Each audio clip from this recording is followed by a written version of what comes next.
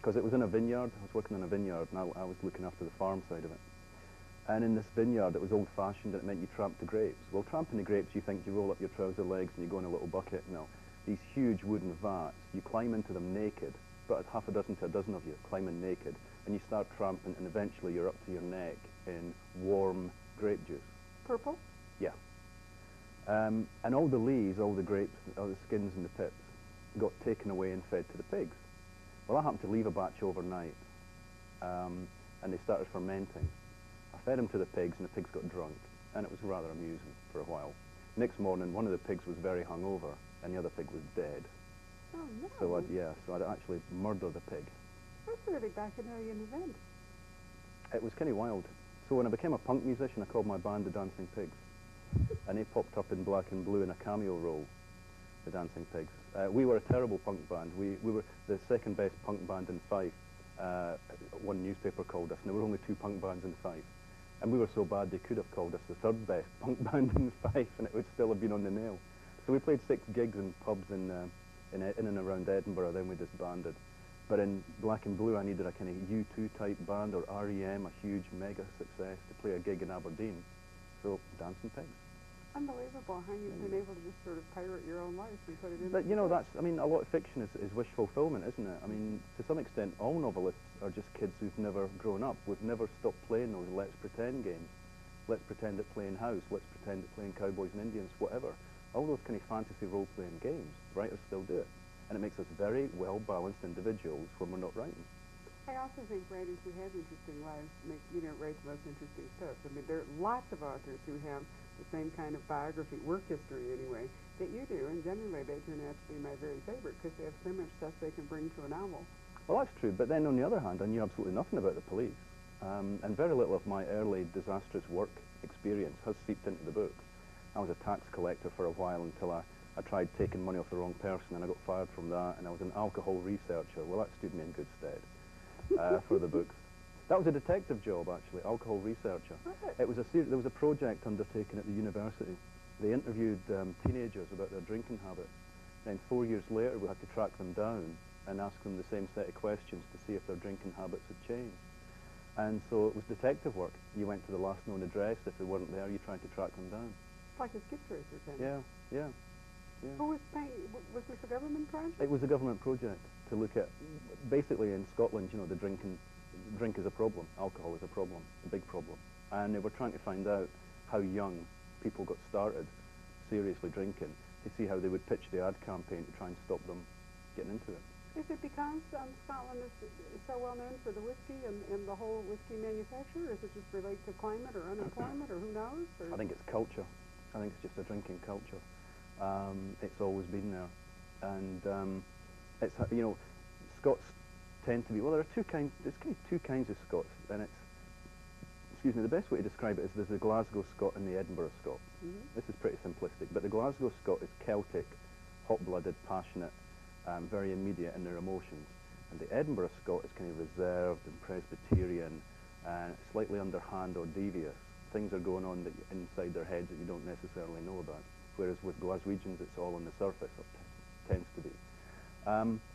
And to unwind, a lot of Scots who are very kind of prim and proper on the surface during the day, they unwind through alcohol.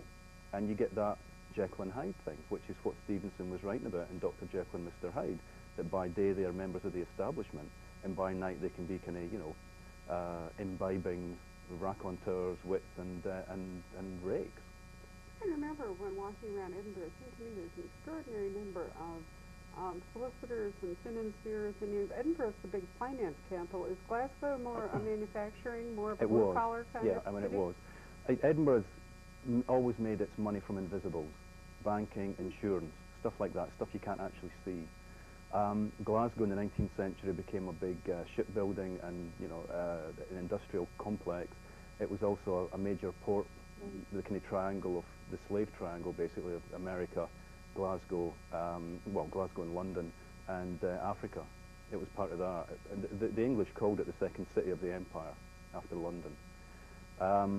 And in the 19th century, you would get these tobacco lords, as they were known, these kind of millionaires, these nouveau riches from Glasgow would come over to Edinburgh and kind of lord it over the paupers that they saw in the streets.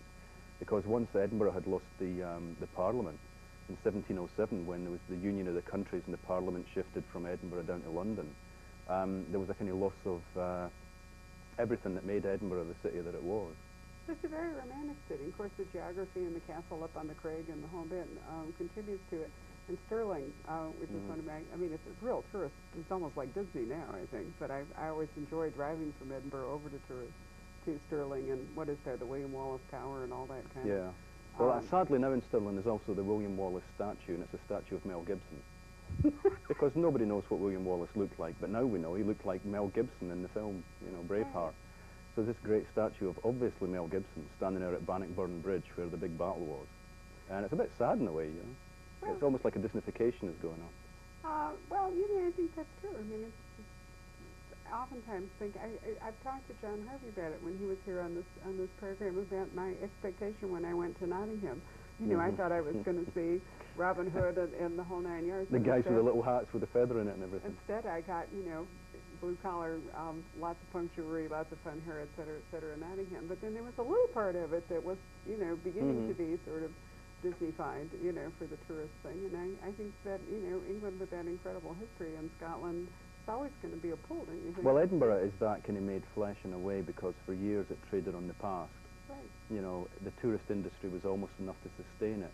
And the image people got of it when they arrived in the middle of town was castles and huge rocks and monuments and galleries and things and history. History pushing down on the city all the time, which meant that Glasgow was able to kind of gallop ahead, reinvent itself. You know, back in the 80s, Glasgow suddenly became the trendy place to be. It became full of trendy bars, great shops, a real buzz about it. And Edinburgh was kind of sinking into this morass. When I arrived in Edinburgh in '78 to go to university. You're not. Where is it you were born? I was born about 30 miles north of Edinburgh, in the Kingdom of Fife, in a coal mining town called Cardenden, which had ceased to be a coal mining town round about the time I was born. Right. Well, I knew you'd mentioned the name. So but it started kind of. We used to call it Car Dead End because it felt like the dead end of it anywhere. But when I first arrived in Edinburgh to go to university, aged 18. I was trying to be a writer as well, and nobody was writing anything set in Edinburgh. There was some poetry and a couple of plays, but there were no novels. Nobody was writing any novels. And the modern Edinburgh novel at that time, this is pre-Trainspotting, the modern Edinburgh novel was seen as being the prime of Miss Jean Brodie, which Muriel Spark had published in 1960, and which was set in the 1930s. And meantime, over in Glasgow, there's all this invention, James Kelman, Alistair Gray, Liz Lochhead, lots and lots, William McIlvanney, lots of writers doing great stuff. In Edinburgh, nothing. It was like writing in a vacuum. And it wasn't until Trainspotting came along, really, that writers started to come out of the woodwork, or else started to move into Edinburgh, back into Edinburgh. And now, for a city of 400,000 people, we've got most of the bestsellers you can imagine. J.K. Rowling, Harry Potter books, lives in Edinburgh. Kate Atkinson, literary author, behind the scenes at the museum, lives in Edinburgh. Ian Banks writes sci-fi and also literary novels, lives just north of Edinburgh. We've got Dorothy Dunnett writing historical novels. I'm writing crime. Alana Knight's writing crime. There's about a dozen crime writers in Edinburgh now. And you can really claim Val, even though she lives in Manchester. Val McDermott now? Fife can claim Val. She was born and brought up in Fife, about 5 miles away from me. I knew that you'd been born, but we didn't meet until we went to Seattle, to the BoucherCon in Seattle. That was the first time we'd ever met. Weird. That's fun. I thought you guys had been friends for years. But wasn't Edinburgh sort of known as the Paris of the North, you know, for Athens of the North? The Athens. The Athens of the North. Yeah, very much? yeah. But what does that mean? I mean, it's like a ruined civilization, which was pretty much what Edinburgh was. It was a shadow of its past, and it was almost a joke that that whole Athens of the North thing was a joke, because up on Calton Hill in the centre of town, an eccentric millionaire had started to build a recreation of the Parthenon, and he got as far as one side, then the money ran out. So you climb up Calton Hill and there's one side of the Parthenon sitting there, this complete sort of white elephant, if you'll pardon the phrase. And so the Athens of the North was always a joke. You went off to Edinburgh, to university, you said wanting to be a writer? Is that a long I story? was already a writer when I got to university. I was already a writer. I was a published poet by the time I arrived in Edinburgh. You, as a British writer, or Scottish writer, yeah. Won that. What besides the prestige and all, what did it actually mean? Did you come to the States? Yeah, I came to the States.